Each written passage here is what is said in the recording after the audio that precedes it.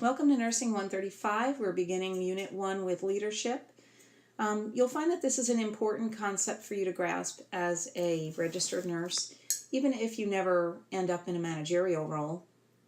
IOM has emphasized the role of nursing leadership, and as nursing moves towards a model of shared accountability and shared governance, every nurse is expected to take some ownership of the type of care that's given on their units and the type of leadership that occurs.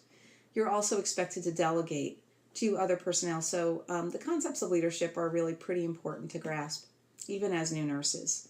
I noted your textbook above our objectives. You'll see that we're using Chapter 40 in Wilkinson and Treese. I know some of you have noted that the outline says Chapter 39. That is because the older edition of the book placed it in that chapter. But in the edition that you're using, it's Chapter 40, page numbers 1056 to 1076. Feel free to follow along or to clarify anything that you need to with your text. Our lesson objectives are from your outline. And by the end of this unit, you should be able to distinguish leadership from management. These are two separate but related concepts, and we will discuss that in more detail. We're going to compare and contrast major leadership styles, in particular, the authoritarian, democratic, and laissez-faire leadership styles. We're going to discuss the qualities and activities that lead to effective management. And then we're going to talk about how a SWOT analysis or a SOAR analysis, and these are terms borrowed from the corporate world, can help you prepare to become a leader and manager. They can also help you manage your own professional practice. You're going to describe the major concepts of conflict resolution and informal negotiation. These are important things to know. We work with many different people in nursing, and conflict is inevitable. And lastly, we're going to examine nursing roles in assuring the coordination, integration, and continuity of care. So we'll get started. Okay, so our first objective is to define leadership and management and distinguish those differences between the two. As your book defines it, leadership is the ability to influence other people and to enable the movement of people toward a common goal. Now, generally speaking, the common goal that we all share are the same goals that we learned about with the Institute of Medicine and when we talk about the culture of safety. We want to enhance the patient experience. We want to keep our patients safe. We want to give them the very best care that we can. We want to do it in a way that's cost-effective, efficient, and doesn't burn out the staff. So those are sort of some of the common goals that you might see. And as much as we all need to be followers, we can all be leaders in the sense that our behavior models the expectations for others. If we maintain a practice that is consistent with our values and with the hospital policies or with standards that are nationally recognized, other people tend to do the same. We create that culture where patient safety and patient outcomes are the most important thing that we all value in common. So again, we're going to go with what your book says. Leadership involves a certain number of tasks. And the tasks of the leader are to help people develop a sense of direction or purpose. So if you want to motivate people to accomplish these goals, they have to know exactly what those goals are. Those expectations need to be communicated very clearly, very consistently, and they need to have a means by which that is possible. It's no good telling people that they have to provide better care if you're not going to give them the tools that they need to do that and the resources. So that is one of the tasks of a leader. You're going to help those people develop a sense of direction, and you're going to empower them to accomplish that purpose. You're going to build the group's commitment to its goal.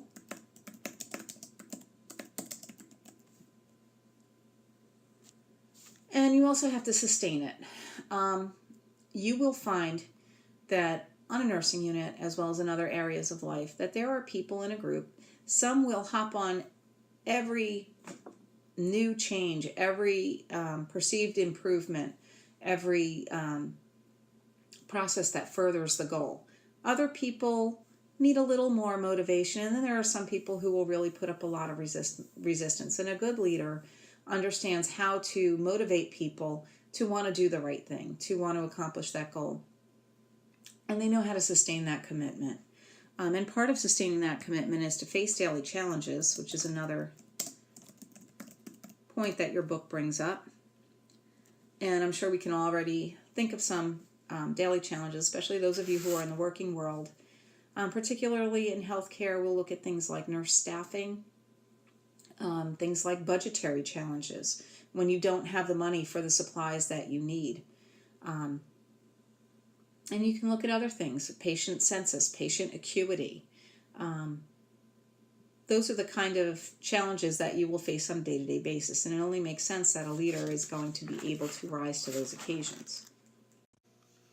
Okay, so in terms of exploring the concept of leadership, and you'll see how this differs from management when we talk about that concept separately, your book discusses several theories that define what makes a leader effective, what gives a leader their characteristics. And one of those theories is trait theory.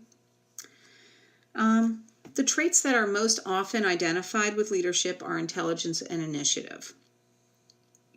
And so a trait theory that defines a leader by its traits, by his or her traits, is really talking about things that that person is sort of born with or has acquired through experience. And certainly we do value intelligence in a leader. And a leader who cannot take initiative is really not a leader at all, but a follower. So those are the two key traits that have been identified, but there are some other qualities that are also essential. Your book mentions excellent interpersonal skills, and that certainly is true. And I would say that the most basic and most essential of those skills is good communication. A leader who cannot communicate the expectations or articulate the group's goals clearly to various types of people is certainly not going to be effective in motivating them. Also with interpersonal skills, you want to have a leader who has a certain amount of emotional intelligence. And we'll talk a little bit about that with the task and relationship theories. But leaders need to be able to understand the people who follow them. If you don't understand what motivates those people, you're probably not going to be terribly effective. Other traits that your book mentions are high self-esteem and creativity. And those are certainly important because they lead to the willingness to take risks and to find solutions that are maybe a little bit outside the box. Some problems present themselves and they don't lend themselves to traditional solutions. And so a leader that has creativity and the self-esteem to take a calculated risk is going to have better outcomes than a leader who will only consider solutions that have been tried before. Along with the ability to take a risk and the self-esteem to find that attractive, that person has to be able to be accountable for the consequences of the decisions that they make. If you're going to take chances and find new solutions, you have to be willing to accept the fact that some of them might not work the way you want them to. And you might have to say, well, we tried that and this was the result, so how can we change things to move forward? So a person who can view that and not see it as a threat to their self-esteem is probably going to be a much more effective leader. So those are some of the things that make up the trait theory.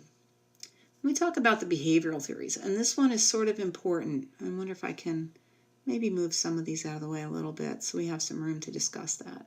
Because this is where we start to think about objective 2, which is to discuss the various leadership styles. And under that we have the autocratic leadership style. Okay, we'll put that there. We have the democratic.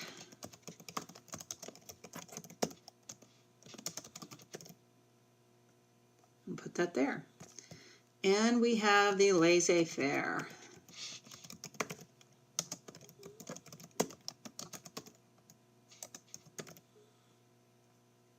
Leadership style. Okay, so these are the three major styles. I mean, you'll have people who have variations of any or all qualities.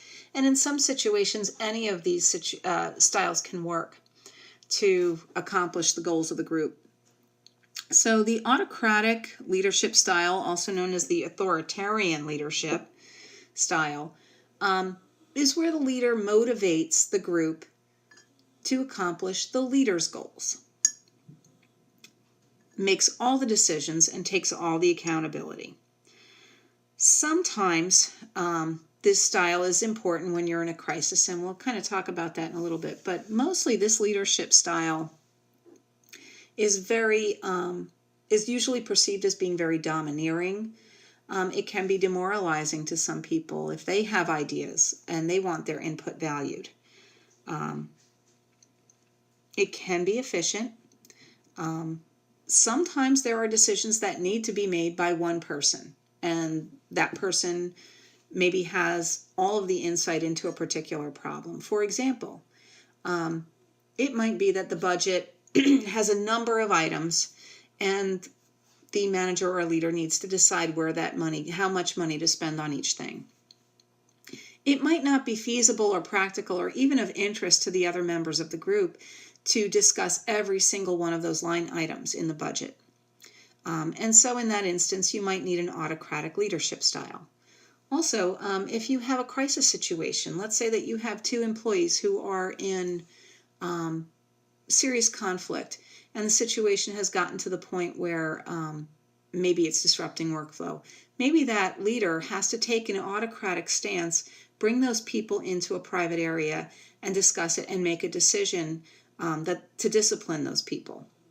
Autocratic leadership can also work for employees that are either very inexperienced or maybe sometimes unlicensed personnel that who don't have a clear understanding or can't take accountability for decisions. So that might be like an instance where you use autocratic leadership. For example, I'm going to delegate these tasks to the nursing assistant. They don't get a say in what assignment I give them, because if we discuss that all day, nothing will get done. So maybe I'll say to the assistant, I'm going to have you do all the glucometer checks.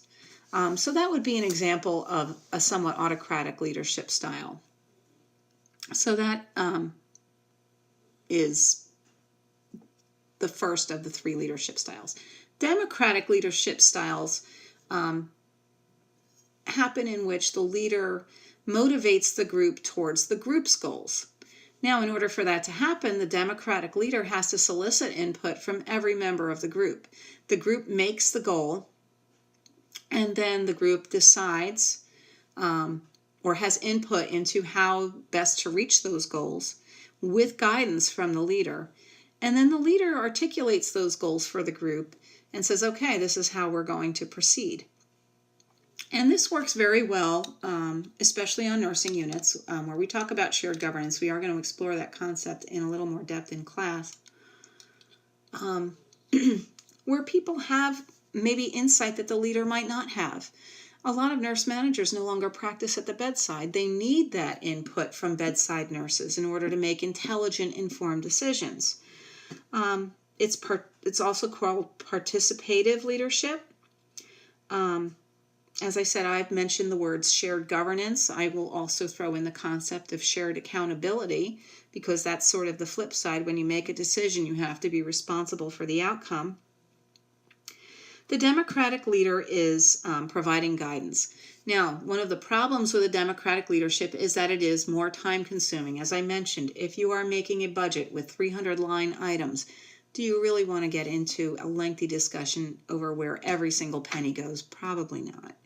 But if you're making a decision about staffing over the holidays, it's probably a much better idea to use a democratic leadership style where everyone can give you an opinion or some insight into how the best, fairest way to do that is. Because you'll also get more compliance from the group if you include them in the decisions. Now, laissez-faire leadership. This is also known as like a hands-off leadership, and it gives the followers like the majority of the control, if not all of it. into the decision-making process. Laissez-faire really only works well for groups that have highly motivated, independent participants. I did work on a unit once where things sort of ran smoothly because we all took ownership of how the unit was run, and our manager really didn't have to come in and interfere very much. She did maybe once or twice a year have a group meeting where we were allowed to discuss opinions, and she was accessible. But most of the day-to-day decisions about how the unit ran were really up to the staff nurses. And in terms of patient outcomes, I do think that unit ran very well. In terms of running interference from other units, maybe we could have had a little more guidance.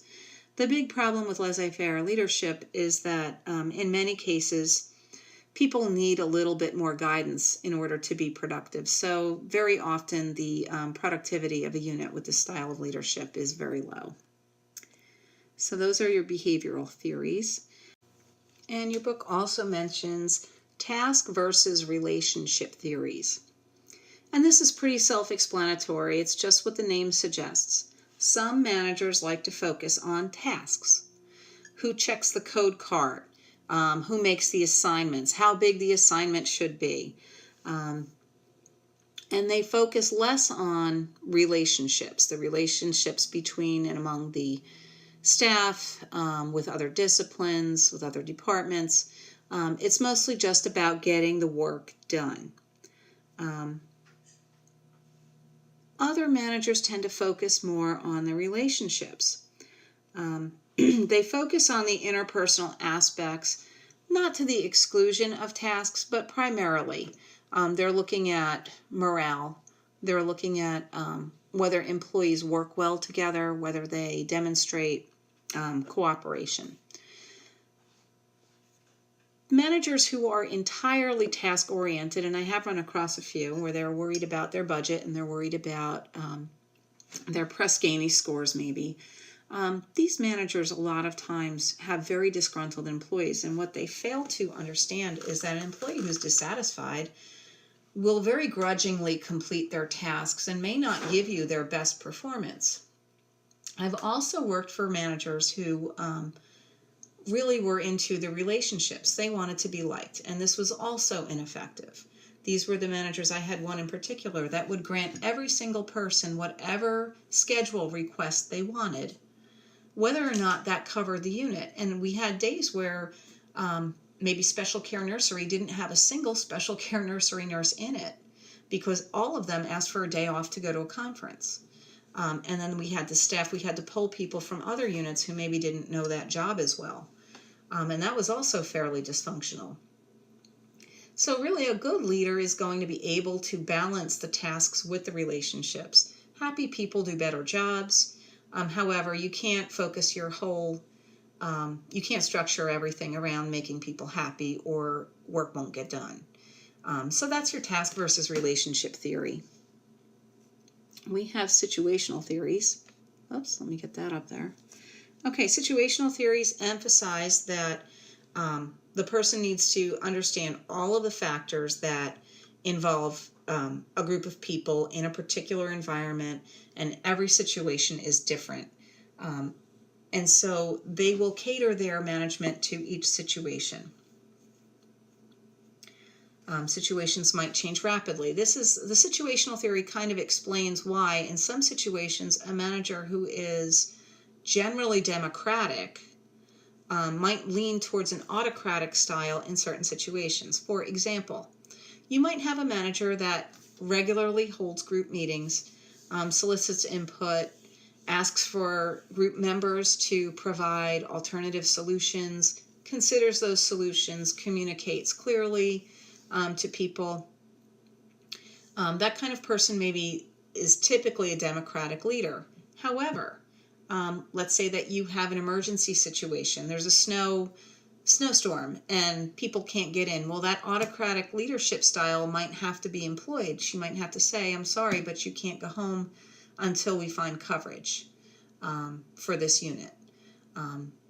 So in other situations, that same leader who generally gives a lot of guidance might decide to be a little more laissez-faire. For example, maybe that leader has decided that the best way to handle a staffing situation is to put up a self-schedule and allow people to choose their schedule blocks. And as long as every shift is covered, really not micromanage the making of that schedule. So that's a situational theory where really leaders employ all three leadership styles in given situations. So that sort of gives you a little more complexity to the behavioral theories, which are fairly simple. So that's your situational theory. And then we have the transactional versus transformational. And this is where I'm going to put them both up there together. Let's make that a little bit smaller, get it out of the way. Transactional, I tell you to do something, you do it, I give you feedback, then you do it the same way or differently the next time depending on that feedback. So those are all transactions. For example, Sam, I want you to take this 4-patient assignment from Amy so that she can go get pulled to another unit. And Sam takes that assignment. That was a transaction. I told him what to do and he did it. Maybe Sam now has input. I can't take that 4-patient assignment. I have 3 other patients of my own. That puts me over my max. Okay, so now we have another transaction. Okay, you take these 2 patients and I'll give the other 2 to somebody else. Those are transactions that happen. And commonly in day-to-day situations, transactional leadership is what we normally think of. It's a telling style versus a selling style. The transactional leader makes situations very clear to people. The consequences of given actions are spelled out in policies, and you use rules and enforce them. It's really a reward versus punishment kind of thing, that if you perform to my standard and do what's expected of you, then you will have a good evaluation. If not, you might have a poor evaluation, or you might have a suspension. There might be a consequence for those things. Those are transactional leadership theories. Transformational theories are a little bit more complex. And again, you're not going to find somebody who is purely one type or the other, but a transformational leader is somebody who's going to inspire and motivate their followers. Instead of saying, we are going to do better on Press Ganies or we're going to lose our Christmas bonus, the transformational leader is going to talk about the patient experience and the patient encounter and try to get a little bit more emotionally involved so that they have a sense of mission and a clear sense of purpose, and they feel invested, that the reward of a job well done is enough for them. They want those Press Ganies to be better because they want their patients to have a better encounter. So that is the transformational theory. And again, hopefully a good leader is going to use both. If you're purely a transformational leader, people can feel very inspired and 10 minutes later be doing all the things that you don't want them to do, or failing to do the things you do want them to do. If you're purely transactional, that sort of leads into that autocratic leadership style where you might end up in a very punitive situation. Do it because I said so, or else there's a consequence. So hopefully good leaders can balance all of those qualities. So our first objective was concerned with leadership versus management, and we did spend some time talking about leadership. Every manager should be a leader, and that is, your book says that as well.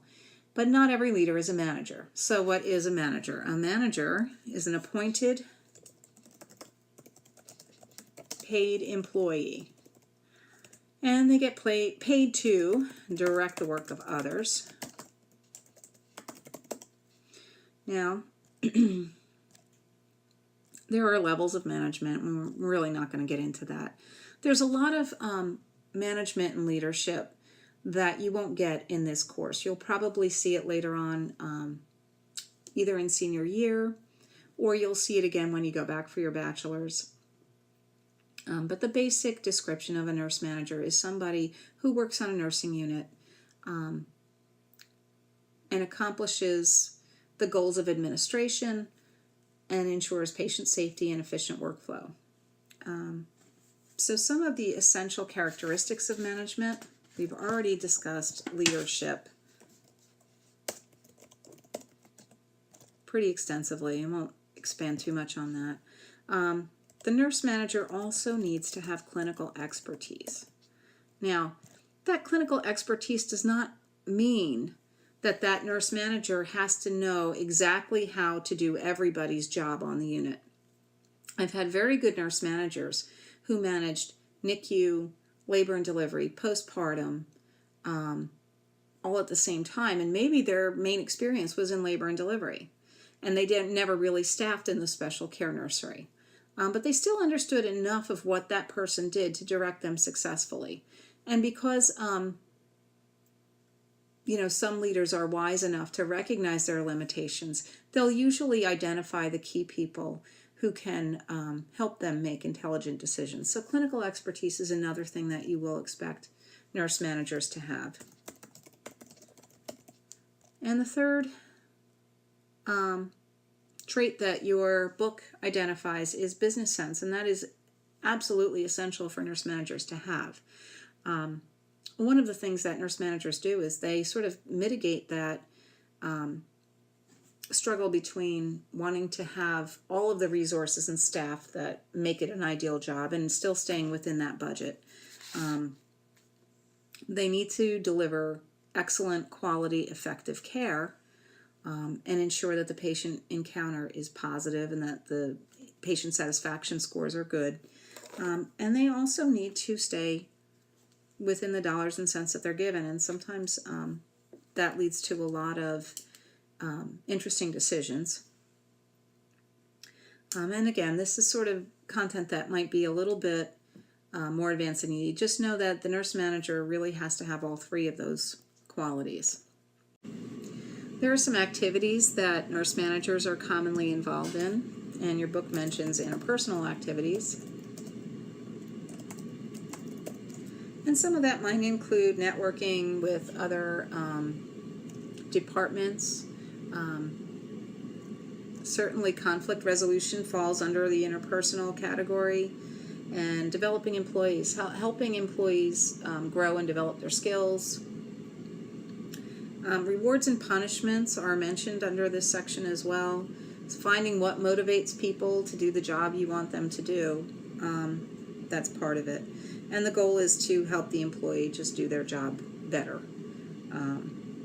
Other activities, management involves a lot of decision making, which relies on critical thinking. Some of the decisions are budgetary, some of them are concerning staffing.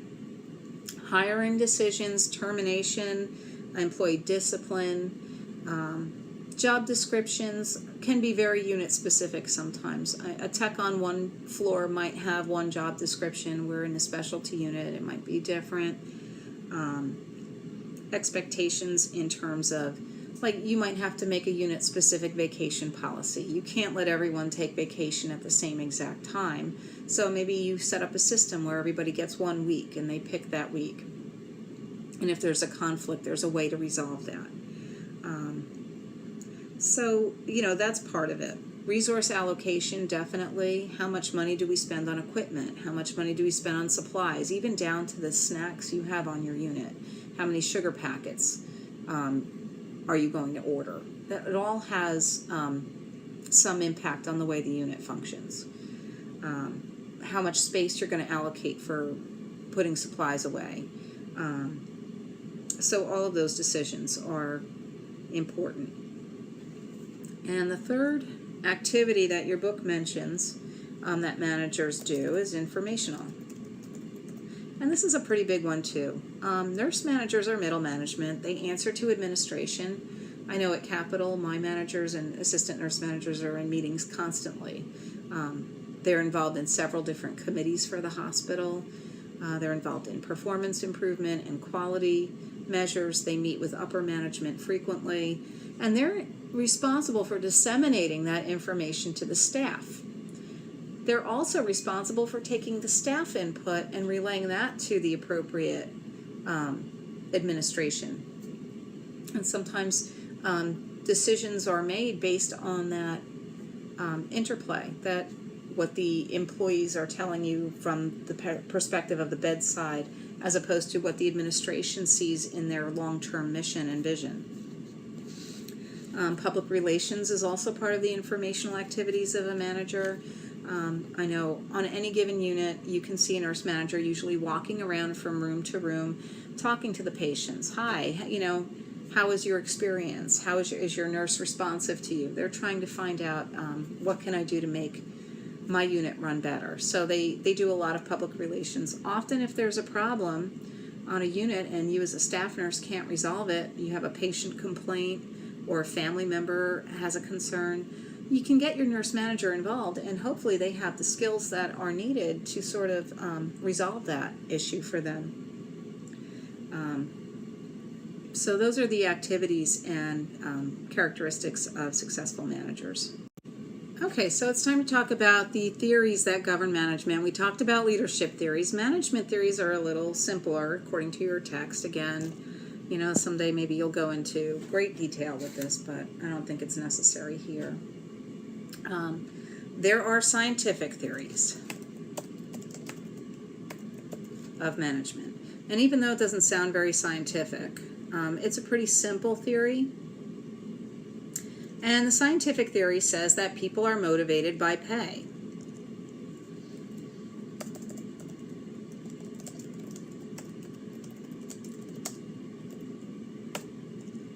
And to a certain extent that's true, although not really to the extent that most people assume. Obviously none of us go to work, and expect to not get paid. But under the scientific theory, the best way to ensure performance is to pay people by the piece. Now, an example of that in healthcare, your book mentions that you would pay for the amount of patients you bathed.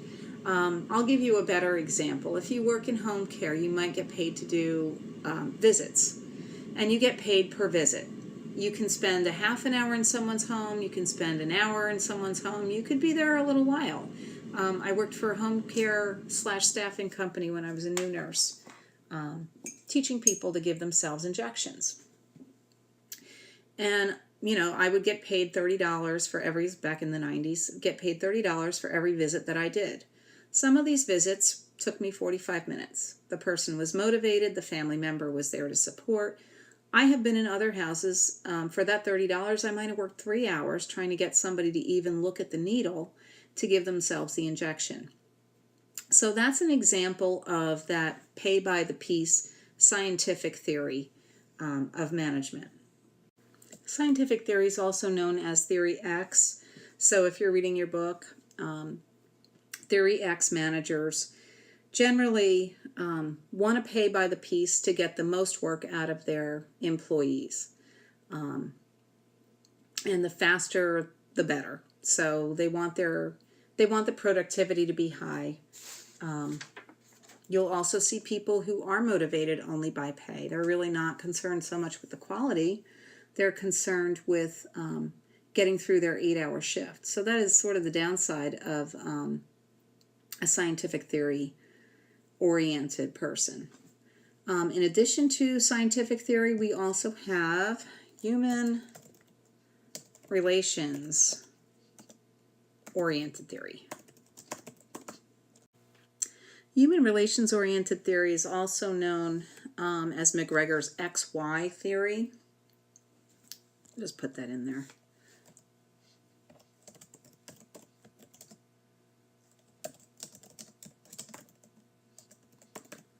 Okay, and the X theory, Theory X, managers believe that most people really don't want to work hard. They want easy jobs, and it's the manager's job to make them work harder than they want to. According to that theory, a manager needs to use strict rules, constant supervision, and the threat of punishment. And this, as you can see, this kind of goes along with that authoritarian style. So let's kind of make a little box for, let's move this out of the way. We don't need that anymore. Okay. But our human relations, let's make that a little bigger. I'm going to make a new box, X. Most people don't want to work that hard.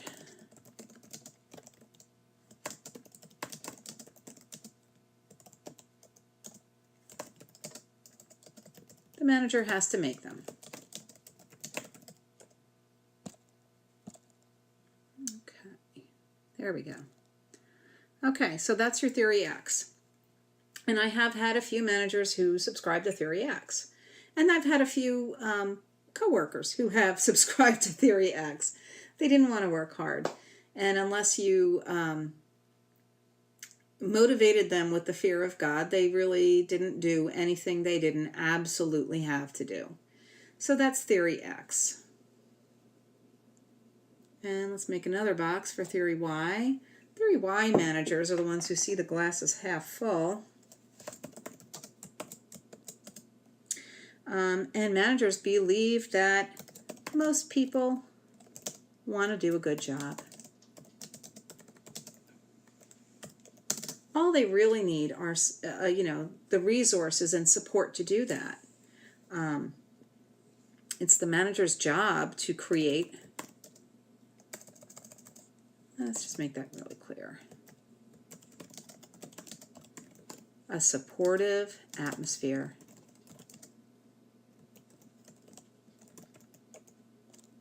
Okay. And we all kind of like that idea. Oh, let me fix that. So there's your theory Y. Most people just want to be good little workers. If only they had the tools they needed and a nice, happy place to work. Well, actually, I do believe that most nurses do want to do a good job.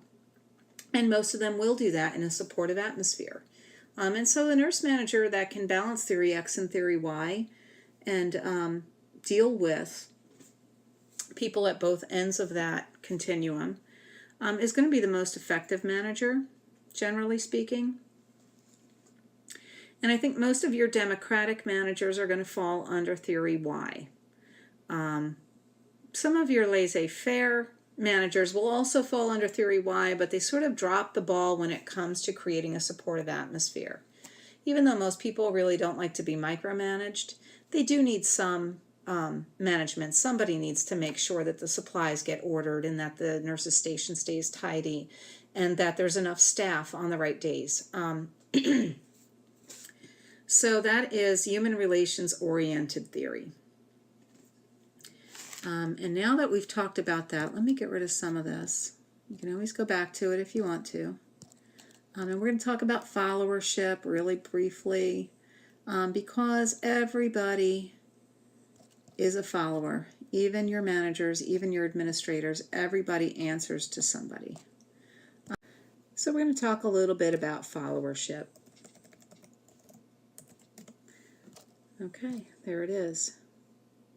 And we'll even make that management a little bit smaller. Okay, so what is a follower? A follower is somebody who takes another person as a role model.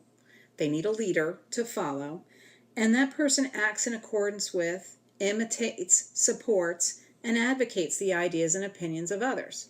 So this person looks up to a role model.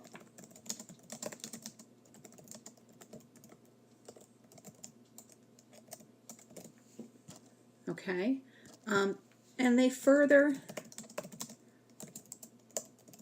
leader's goals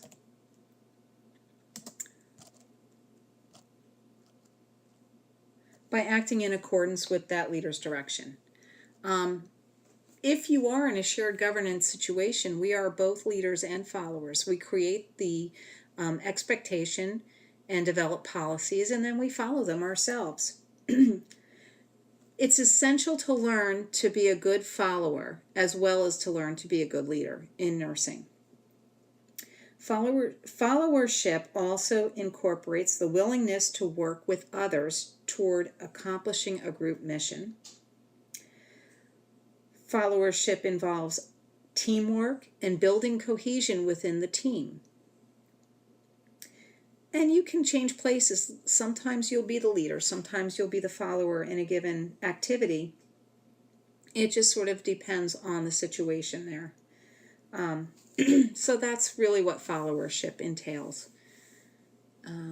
Okay, so we'll cap that, we'll kind of sum that up, what we've talked about.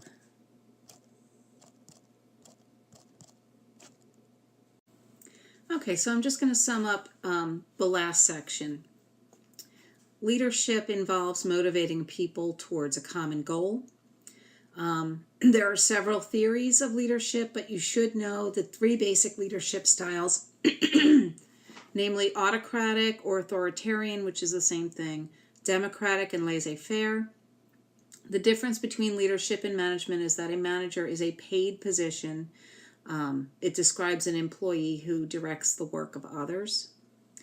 Not every leader is a manager, but every manager should be a leader. You should also be aware of all the qualities and activities of effective managers that we covered. And followership. Followers adopt a role model and act in accordance with the leader's goals. So those are pretty much the main points before we move on to SWOT analysis and SOAR analysis. So now that we've discussed leadership and management, the discussion turns to how you prepare yourself for a leadership role.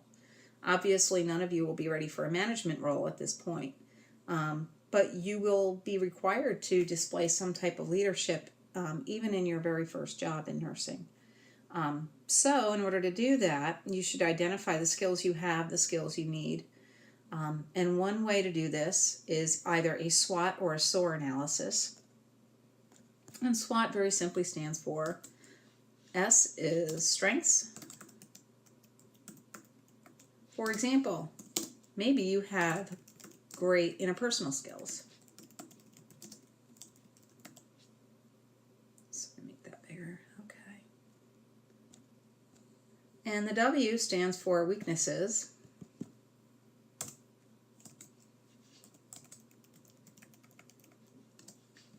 Maybe one of your weaknesses is a lack of job experience in nursing. Okay, so if you've identified that as a weakness, you're going to have to find a way to overcome that. And mostly that's going to be by finding a job wherever you can. O stands for opportunities. Where does the opportunity lie? What is the best opportunity for you? Maybe you conduct a search of jobs for new grads. Maybe you look for volunteer service that's closer to the area where you want to work. Maybe you get yourself hired before you graduate as a tech or unit clerk in a unit that you are interested in working on. Maybe you look for nurse residencies. Maybe you look for externships. Those are the kind of opportunities you might see. And for T, we have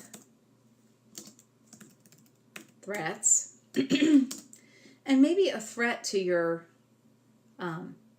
preparation for leadership could be that many healthcare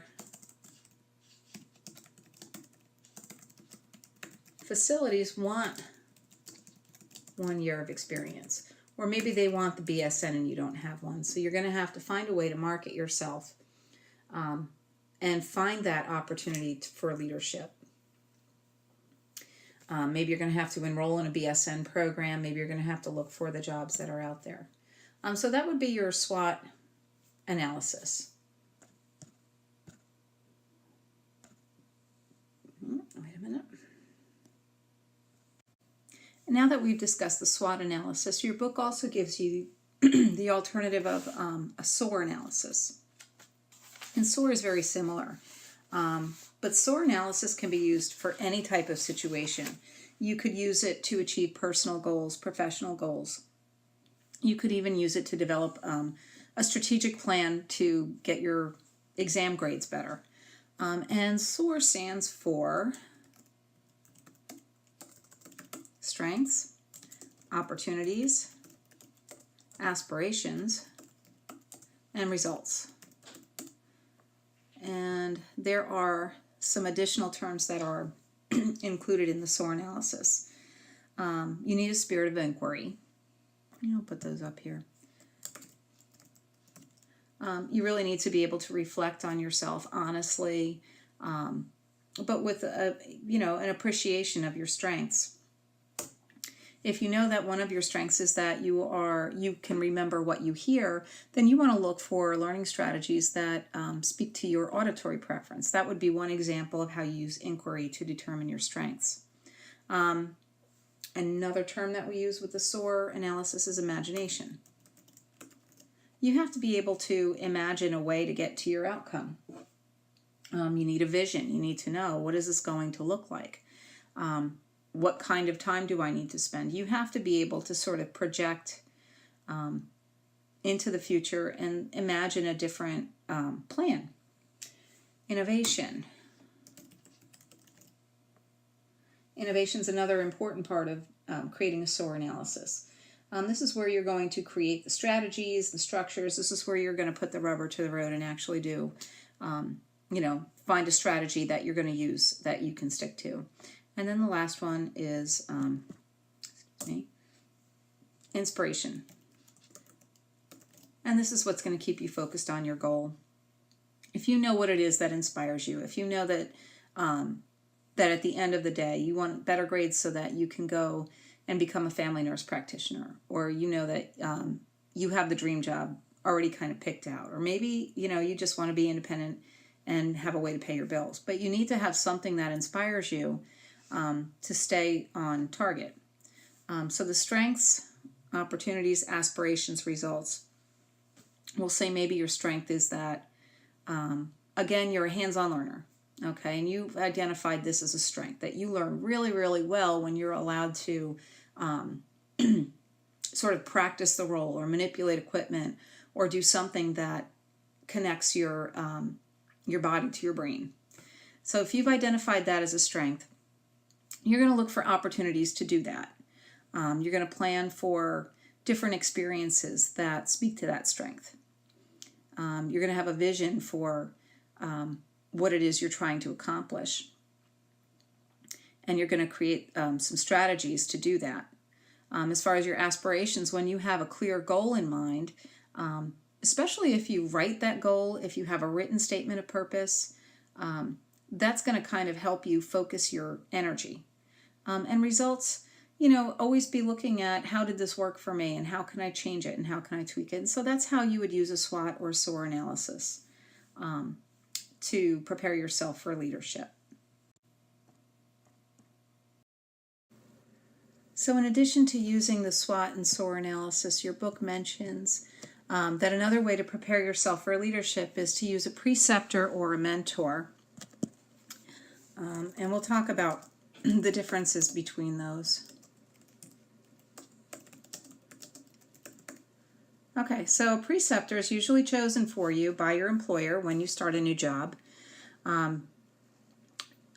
Ideally, that preceptor should not only be good at the job that they are training you to do, but they should have had some training in how to be a preceptor. They should be good at identifying your strengths and your weaknesses and giving you feedback in a way that is supportive and at the same time allows you to grow and develop your skills and correct any weaknesses that you might have as you begin a new job. They're also responsible for teaching you the policies and procedures that your facility uses. And so they should be very, very familiar.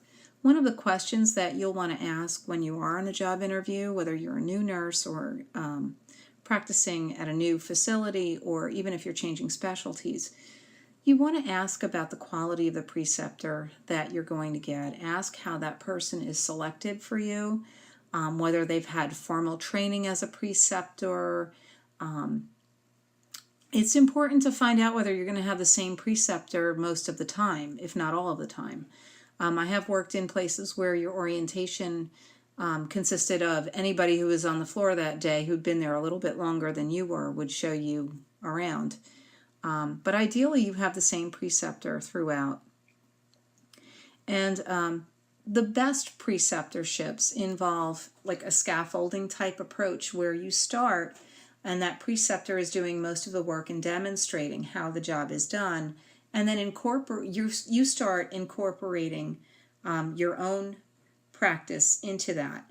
until by the end of your orientation, you've been fairly independent and you've had a number of patient experiences, and you can handle a full workload without much assistance from that preceptor.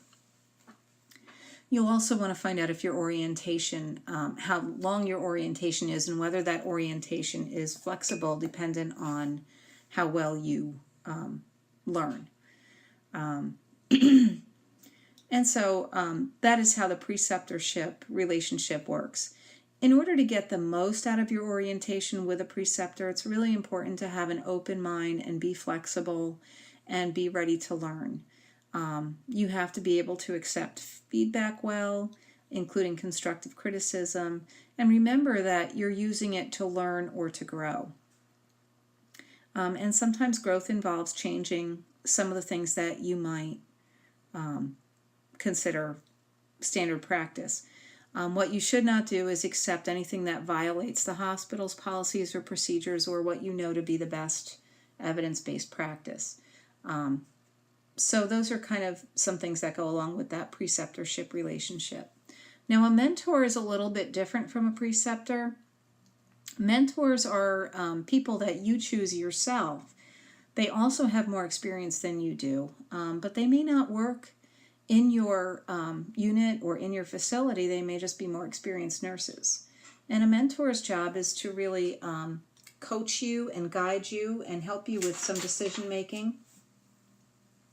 And you can start using mentors now if you find senior students or new graduates or other nurses in the community. This person can also help with personal or emotional support in difficult work situations. They provide friendship and role modeling, and sometimes a little limited counseling. But a mentorship can be formal or informal. There are people that you might look up to as mentors. And it's never a formalized relationship, and there may be other situations where you want to ask somebody, would you mentor me? The qualities of a good mentor: this person should be an excellent communicator and have good listening skills. They should promote your best practice and give you good advice. They should have really, really excellent decision-making skills and critical thinking skills in order to be a good mentor. And they should sort of have enough experience to know how the hospital culture works. It is always better if you have somebody who does work at the same facility as you, if you can, for mentorship, because they understand the ins and outs, the little politics of the unit. But this person should also be trustworthy. You should be able to tell them things and not be afraid of what they're going to do with that information. Sometimes you might be in conflict with other coworkers and you go to your mentor for guidance. How do I handle this? The last thing you really want is somebody who's going to go up to the nurse's station and tell everyone, oh, she has a real problem with so-and-so. So choose your mentor very carefully. But mentorship is one really important way that nurses sort of socialize each other into the profession and help each other acquire the values they need to be leaders in nursing. So those are things that you want to do. Again, to be a good mentee, there's a table on page 1064 that sort of delineates this relationship a little bit in more detail. But what you're going to want to do is make sure that you are teachable. Make sure that you have an eagerness to learn. Again, you have to be able to accept feedback and a little bit of constructive criticism in order to grow. Hopefully that constructive criticism comes from a very caring and altruistic perspective so that it's not hurtful. If it is, maybe you need to choose a different mentor, but that person who is guiding you should be giving you good guidance and decisions. So it's really pretty important for you to be able to listen and accept that feedback. Responsibilities of the mentee: you're still responsible for evaluating choices. You might get get bad advice from good people. You might have a great mentor who gives you a piece of advice that maybe doesn't sit well with you, or maybe a preceptor shows you a procedure and it's not what you learned. It doesn't seem like it's evidence-based practice.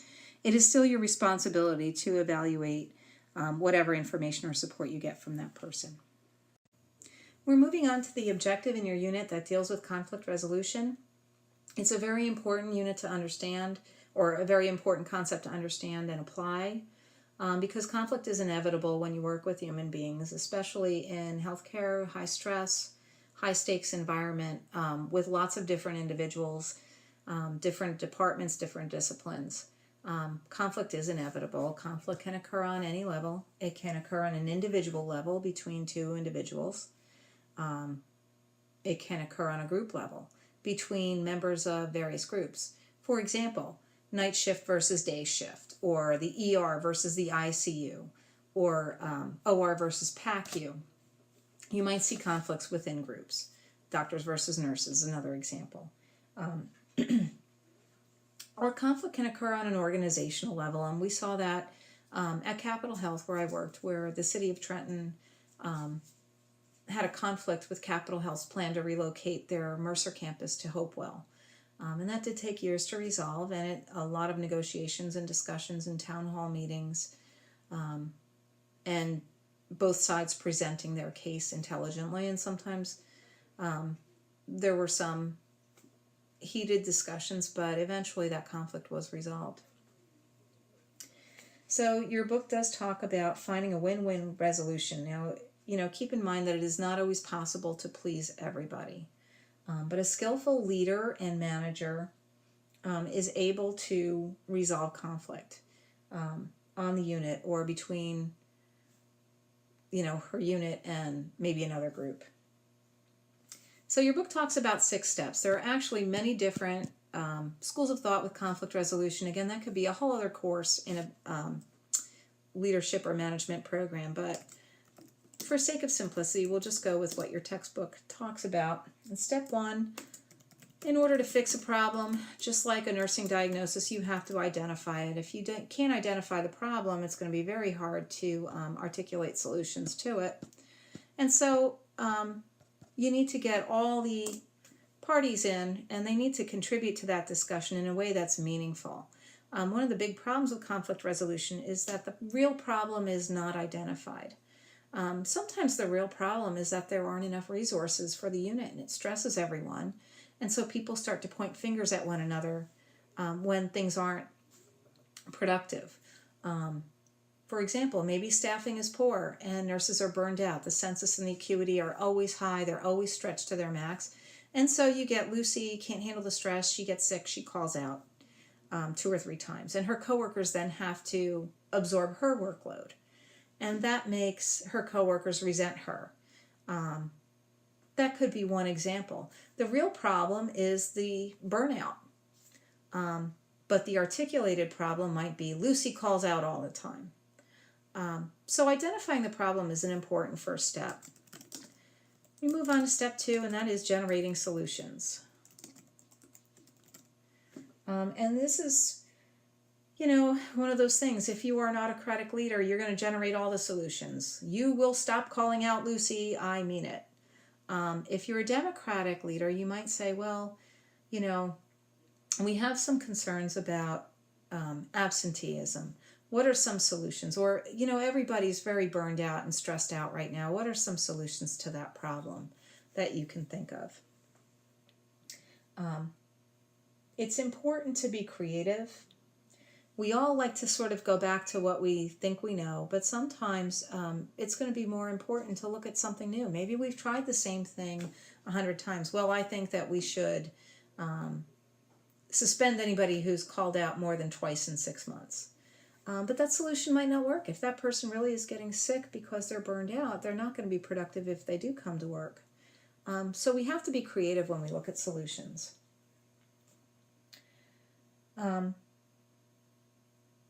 Again, this can be management-driven or it can be participant-driven, but it is always better to get solutions from the people who are at the heart of the conflict, because you'll get better buy-in. Step 3 is to evaluate the suggested solutions, and this is where a lot of the bickering comes in. One of the big problems is that I might have a solution that makes me very happy, but it comes at someone else's expense. And the other person in the conflict might have a solution that makes them happy, but it comes at my expense. Or I might come up with a solution, and just because, there is a conflict and there are hard feelings, you just reject it out of hand. So we need to evaluate suggested solutions based on their own merit and not from the source. And we need to look at it from a group mentality and remember what our common goals are as we're evaluating these solutions, and are they going to help us reach those common goals? On a nursing unit, very frequently, we have to keep the center of that discussion on patient outcomes, the patient experience, the patient safety goals. Units that are constantly in conflict are not nice places to get health care. If there's poor staffing, you're going to wait longer. Or if Mary and Linda can't work together, Linda's patients are going to wait longer when Linda takes a break because Mary's not going to respond to them. So we have to do a solution that not only works for the people who are in conflict, but also our patient population. So we're evaluating our solutions based on all of those things, and we have to choose the best one. And quite honestly, sometimes the best solution doesn't make anybody happy, but it's a compromise. It doesn't make everybody 100% happy. It should be a win-win.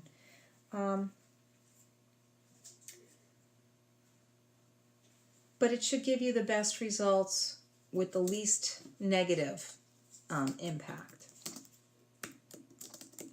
Then we have to implement it. This is starting to look a little bit like the nursing process. You've diagnosed it, you plan, you look for outcomes, you implement them, you choose the best interventions, you implement those interventions.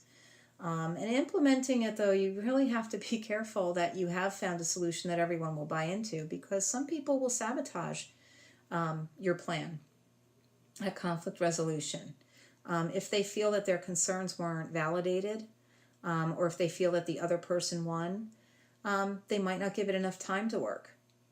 So we need to make everybody understand that the best solution available might not be the one that either party picked, but it is the best one that we came up with, and we have to give it our best commitment. And then, just like the nursing process, our step 6 is to evaluate. How did it work? Did this really work? Is our conflict done? Are people getting along better? Is the workflow positively impacted? So that is the 6-step process that your book recommends. If it didn't work, if you evaluate your plan and you say, there's still really a lot of conflict between nights and days. Day shift complains that night shift leaves too much work. Night shift complains that they can't get report and go home, or give report and go home because day shift takes long to get organized.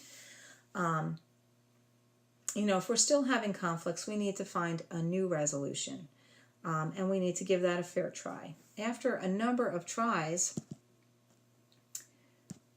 if we're still really having the same conflicts or similar ones, we now need to go to a process called informal negotiation. And your book outlines 5 steps to informal negotiation. And obviously there is a formal negotiation, but that's outside the scope of, beginning leadership. That would be more of a mediation. So according to your book, there are 5 steps. There are actually a number of ways that you can conduct an informal negotiation, but they do recommend these 5 steps. And let's say that you're the night charge nurse, and believe me that sometimes 6 months off orientation, some of you will be placed in that role. Say that you have 2 nursing assistants and they're arguing. You might want to conduct an informal negotiation. And I actually was able to attend a process like this when I still work at Capitol, but when I was working in newborn nursery. Some of the departments on the maternal child health unit had some conflicts, and so we did an informal negotiation. The first step, clarify the problem in your own mind, and this is speaking to the negotiator. And so for this, maybe the manager would like to look at all the variables. What are they trying to achieve for one? Like, is it just to get people to stop arguing, or are we having workflow issues? What do we really want to get out of this? What behaviors do we want to encourage in people? So the second thing you're going to ask yourself is, what is it about this environment that I'm in that maybe contributes to the conflict, or could be used to help resolve it? So you're going to, really start to analyze the environment. You're going to look at what problems you're likely to encounter. Where's the resistance coming from? Is it coming from one individual or a group of individuals? You really want to know what problems might arise during your negotiation, and you want to know what both sides are trying to accomplish, or what they need in order to resolve this for them. What constitutes a win for these people? And this does take a fair amount of emotional intelligence. The next thing you're going to do is set the stage. Now, in the example that I was using, where we had an informal negotiation on my unit, what happened was we were told that we had a mandatory meeting we had to attend. It was done on the unit, and the nurse educator, the clin nurse spec, and assistant nurse managers came, and they sort of staffed labor and delivery. They sent representatives from the departments. Newborn nursery brought their babies in. We had fetal monitors that were on cows that kind of gave us some remote monitoring. But there was a way to ensure that patients were still cared for while we were doing this. However, the meeting was mandatory, and people who couldn't attend from home either had to phone in. We had one person who Skyped in. But they were told, this is the problem. We are here because there is conflict, and we need to resolve it because it's interrupting workflow and it's hurting patients. So that's sort of how you set the stage. And then you start the negotiation. And the first step to successfully conducting this negotiation is managing emotions. People generally don't handle conflict well. I mean, conflict can be a positive source of change. I've seen positive things come out of it. But if people are very angry, or if they're intimidated, if they feel disgruntled or frustrated, they're not likely to help you find a win-win situation or a positive solution. So we need to manage the emotions.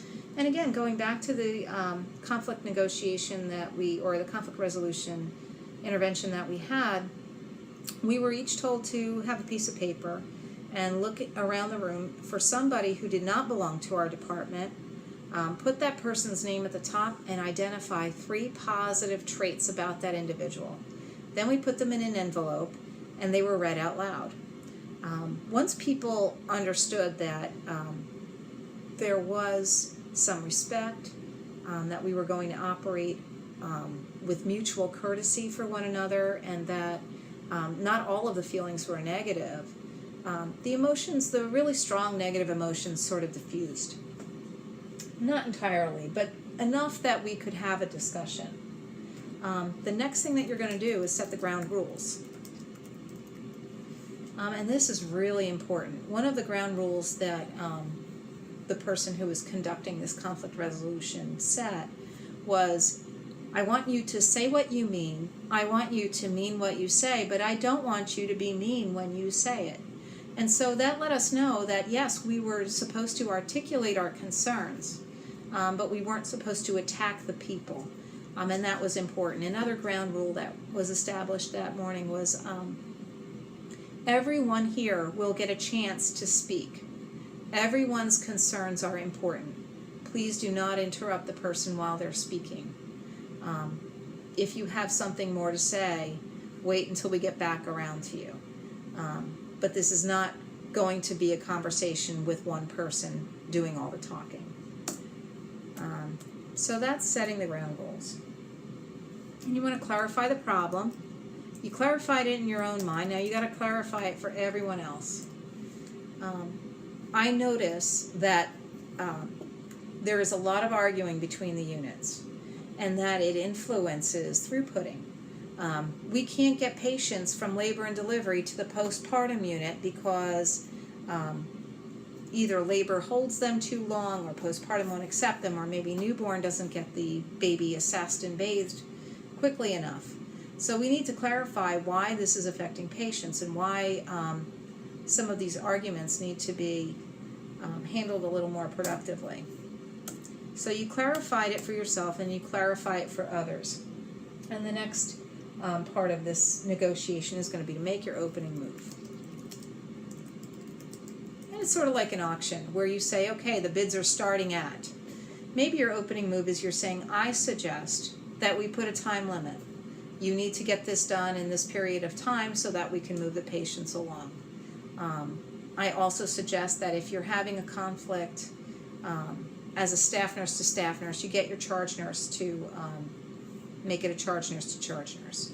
Use the chain of command, whatever. You're going to make an offer. And you're going to see how that's received. Maybe people say, you know, that'll never work. I really don't want to do that. Or we tried that and it didn't work. And, you know, I don't like that solution. So, step 4 is going to continue. Offering and counter-offering. Well, I heard you say that you didn't want to set a time limit on the bath because it depends on when the baby warms up. But why don't we suggest a time limit in which after the bath we move the patient? Or, you know, you just continue making offers and seeing how that comes, and then other parties can bring their solutions to the table.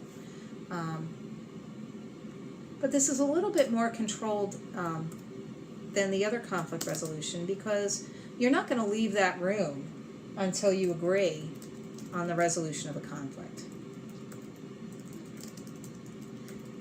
And where this gets sticky on a nursing unit is that, you know, nobody has time for a 3-hour meeting with both shifts, especially on a patient care setting. If you're making this a mandatory meeting with all participants, it's going to be tough to guarantee coverage for that period of time.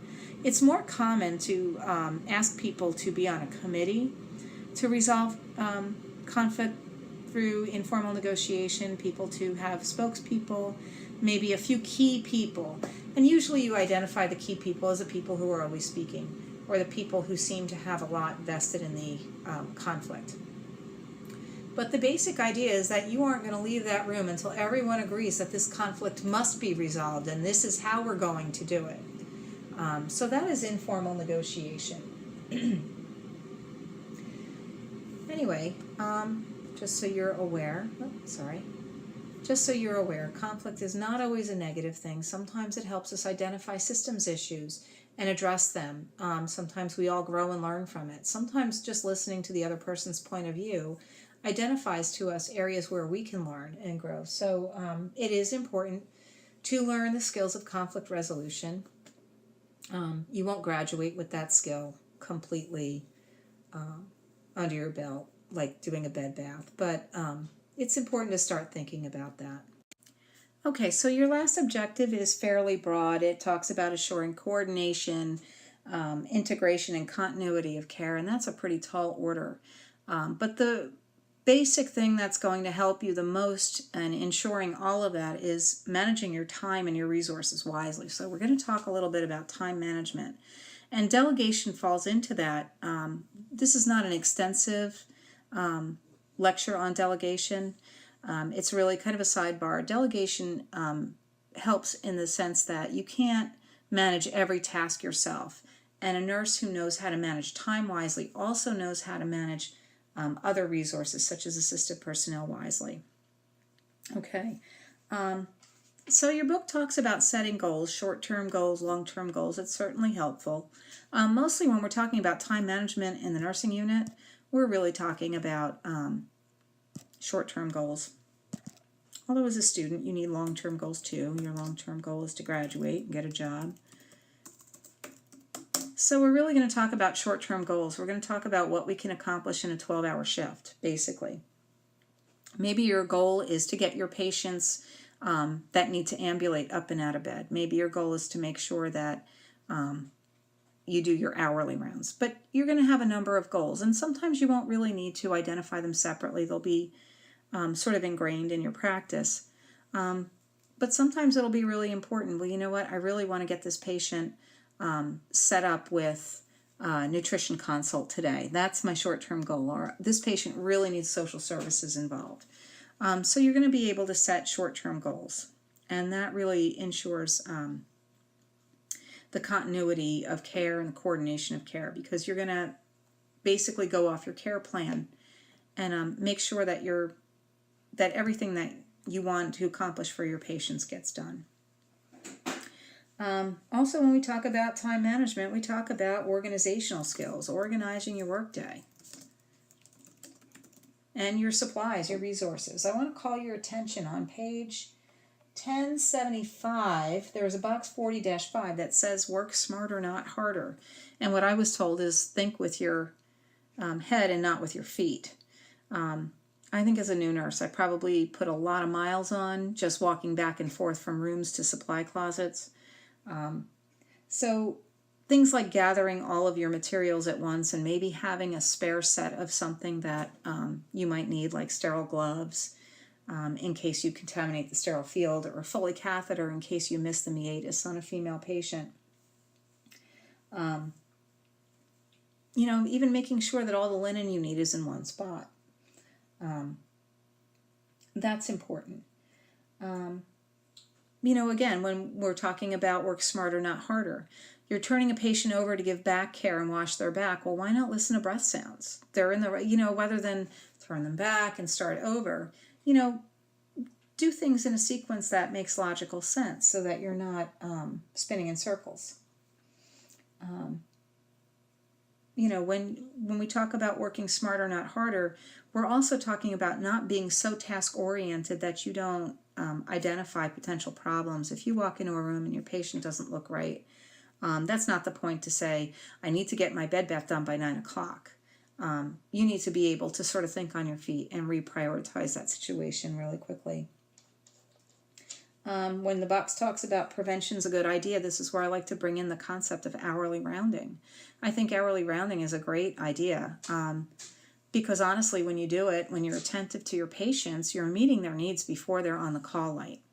And that also ties in with another important way to organize your work, which is to not allow interruptions while you're doing important tasks.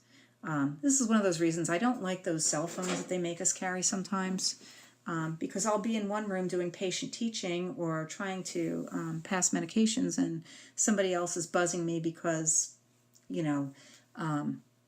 somebody wants to give report, or the manager wants to talk to me about my schedule or whatever. There are certain things that while you're doing them, you need to learn to ignore the other interruptions.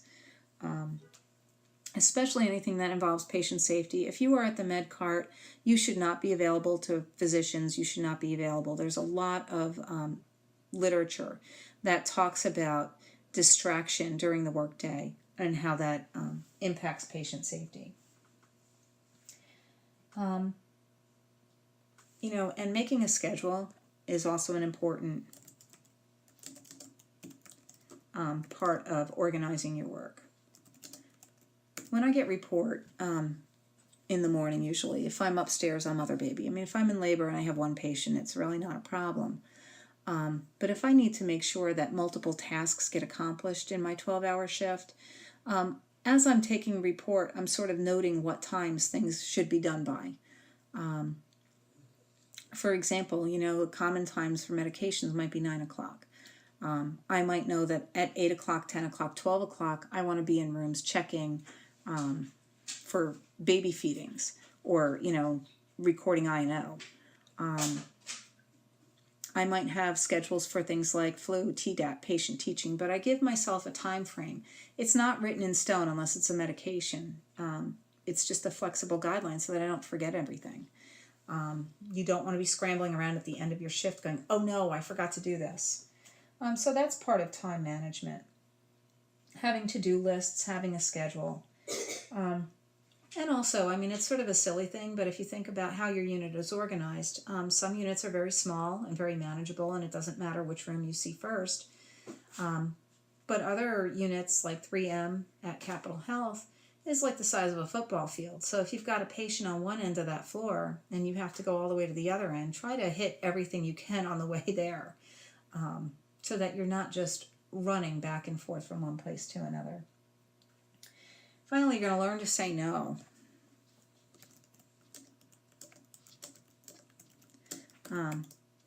And this is one of those things that can sometimes lead to a little conflict, like we talked about earlier.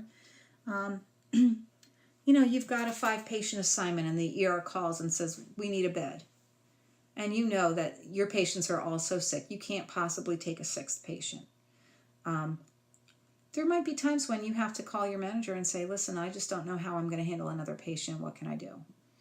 You can't always say no. But if it's a patient safety issue, there are times when it's appropriate. And that's going to help you make sure that your care is delivered in a safe, coordinated manner. Delegate, that's also an important one. Remember, though, that when you delegate, and we've talked about this before, who's responsible for the outcome? It's always going to be the nurse. It's always going to be the person with the license. So whatever you delegate to a tech, you're ultimately responsible for. On the other hand, don't try to get every blood sugar. Don't try to do every bath. If you have a support person, utilize that person. Another thing that your book mentions is to minimize the amount of multitasking that you do.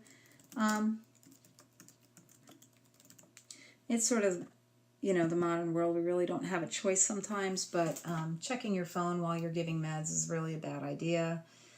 Try to really focus on what you're doing when you're doing it.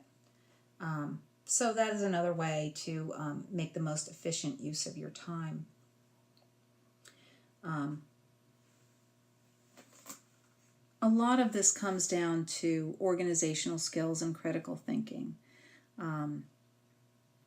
Being able to prioritize, being able to adapt, but having some structure to your day, having a schedule. So that is basically the extent to which we're going to talk about time management. And now we're going to cover a little bit more information about delegation. It's not the full extent. You will get more information about this as you go along. And I think with every lab skill and moving forward, I'll continue that. I've talked about delegation because I think it's really important, even as brand new nurses, for you to know what you can and can't delegate. And the basic bottom line is that anything that belongs to the nursing process, assessment, diagnosis, planning,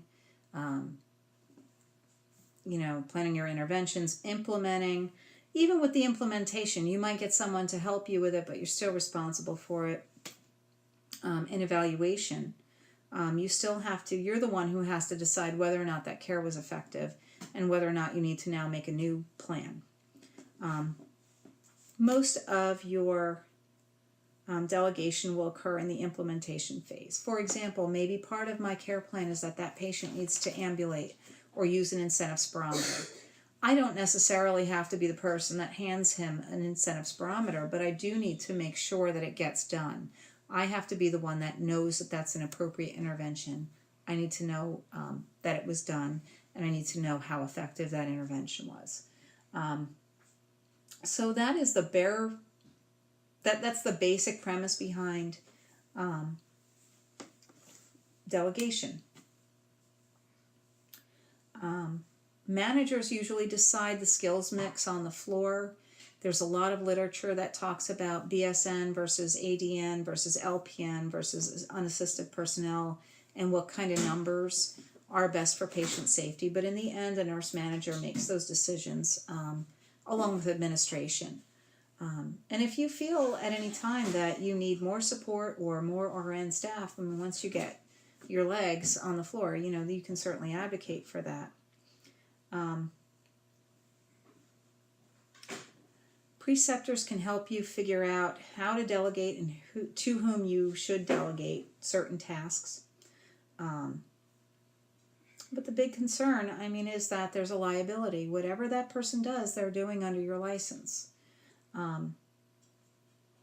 So if they collect vital signs and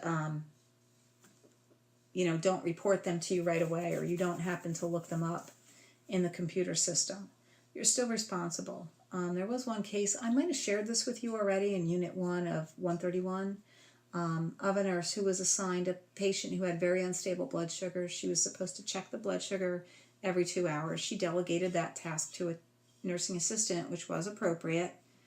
However, the nursing assistant got busy and forgot to do the vital signs. The blood sugar. It turned out that at about 4:30 in the morning, the patient became symptomatic. When they checked his sugar, it was in the 20s. They were able to reverse the hypoglycemia, and there was no harm done to the patient. So the nurse wasn't sued, but the family members got very upset about it and decided to report her to the Board of Nursing. And the Board of Nursing was required to investigate that. So that's an instance where, to protect your license, keep on top of any task that you delegate. Don't assume that the other person has done it just because you asked them to.